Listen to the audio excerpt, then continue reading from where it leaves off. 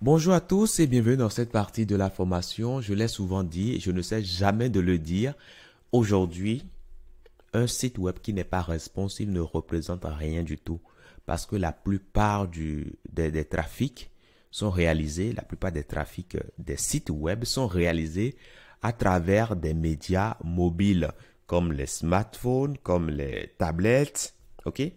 Donc, créer un site aujourd'hui et ne pas prendre en compte ces médias, ben, c'est tout simplement produire une machine qui aura très peu d'attrait. Ok? Et je ne suis pas sûr que c'est ce que vous allez avoir envie de faire couramment. Et c'est pourquoi nous allons mettre l'aspect responsive au cœur de notre développement. Nous venons de faire une partie et puis une deuxième partie. L'idéal maintenant, c'est de conformer cela. Et je vais simplement appuyer sur la touche F12 pour voir tout simplement cette barre ici. Alors, vous allez voir que, bon, je vais cliquer sur le téléphone que j'ai là, ok? Quand je clique là-dessus, ça me montre une vue téléphone.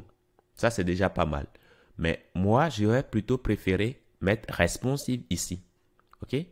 Donc, ce faisant, je peux tout simplement réduire ma page autant que je veux et voir tout simplement l'affichage que cela va engendrer au niveau de mes utilisateurs. Maintenant, qu'est-ce que je fais? Je commence maintenant par réduire. Et je regarde en haut ici. Vous voyez que là, j'ai la largeur. Là, j'ai la hauteur. La hauteur ne bougera pas parce que la hauteur de la page ne change pas quand je défile. Par contre, ici, au niveau de la largeur, vous voyez que ça bouge. OK? Maintenant, je peux également faire bouger ici la hauteur.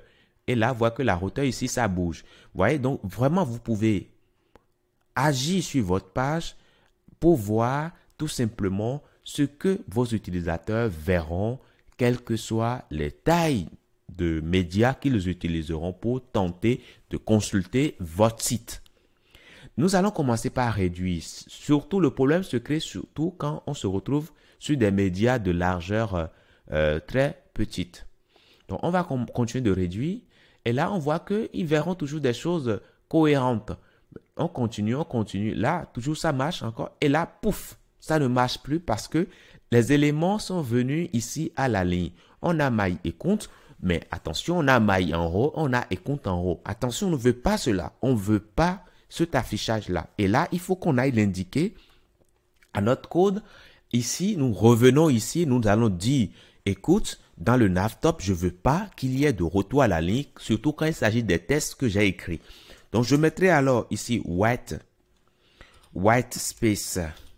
White space, je mettrai quoi? Je mettrai no rip. OK? No rip, tout simplement.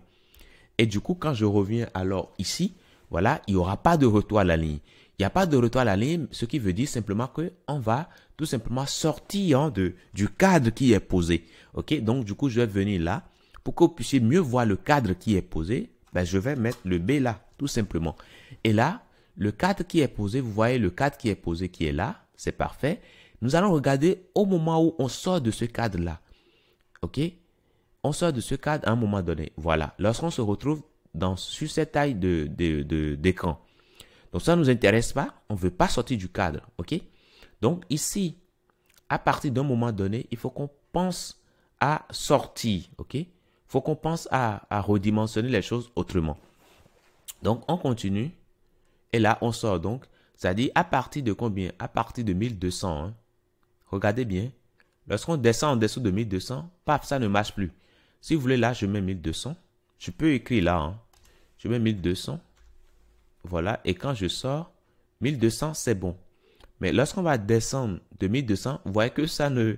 On sort du cadre et c'est pas bien.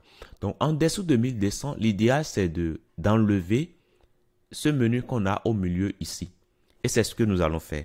Alors, comment nous allons procéder pour l'enlever? Nous allons revenir ici et nous allons définir les médias query. Donc, je les mettrai totalement en bas. Donc, je mettrai ici médias, tout simplement. Et qu'est-ce qu'on va faire? Nous allons cibler les médias qui ont une taille inférieure à 1200 pixels. OK? Donc, je viens là, je mettrai tout simplement end et je mettrai, attention, end. Là, je mettrai Mars width. je mettrai 1200 pixels. OK? Donc, en dessous de 1200 pixels, moi, je veux tout simplement cacher la partie que j'ai au milieu. C'est plutôt nav items que je veux cacher. Ben, je vais le faire. Je vais l'indiquer ici. Tout simplement, je dirais que je ne veux plus voir ça. OK? Display none. Donc, si je reviens alors ici, en dessous, nous ne voyons plus la partie. Mais si nous voulons toujours que ces deux éléments se mettent ici, on peut le faire. Ça, vous êtes capable de le faire. On réduit. Et là, à un moment donné aussi, on sort encore du cadre.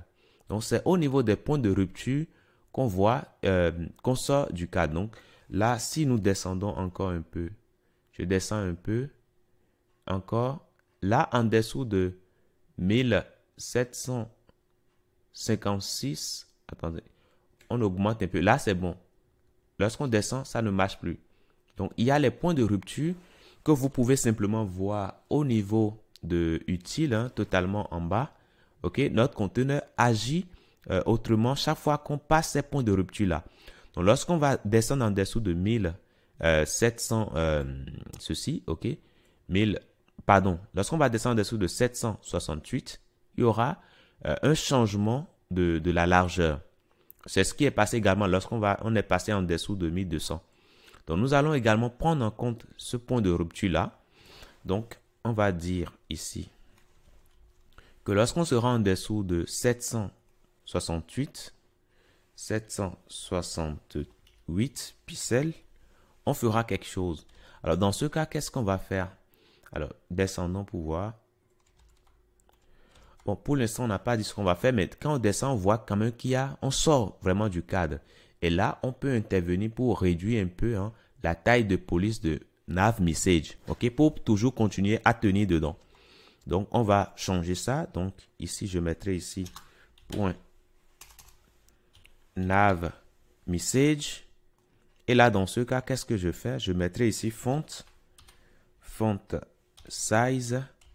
Nous mettrons tout simplement quoi? 0.8 REM.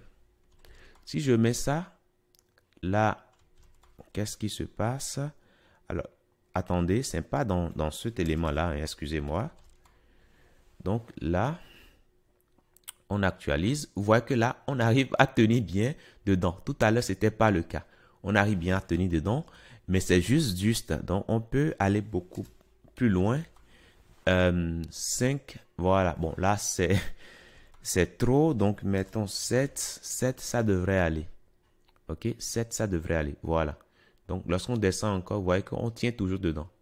Voilà. OK. Et là, on continue toujours de tenir. Voilà. Et à un moment donné, on ne tient plus. Donc, c'est au niveau du dernier point de rupture qu'on ne tient plus. OK. Voilà. Donc, ça aussi, nous pouvons agir en prenant en compte le dernier point de rupture qui est à quel niveau? C'est ça. OK. 576. Donc, nous allons le faire également.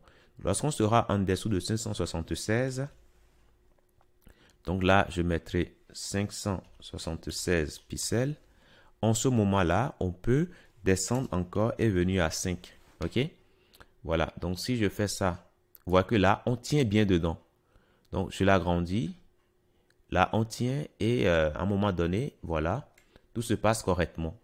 Lorsqu'on descend, vous voyez que là, on tient bien. Bon, lorsqu'on exagère, hein, oui, on va encore ressortir. Mais après, nous pouvons gérer ces cas-là aussi. Hein. On peut dire que lorsqu'on sera en dessous, de, voilà, de ça, alors on mettra ici. Alors, on peut quand même regarder, on regarde le point à partir duquel on sort du cadre.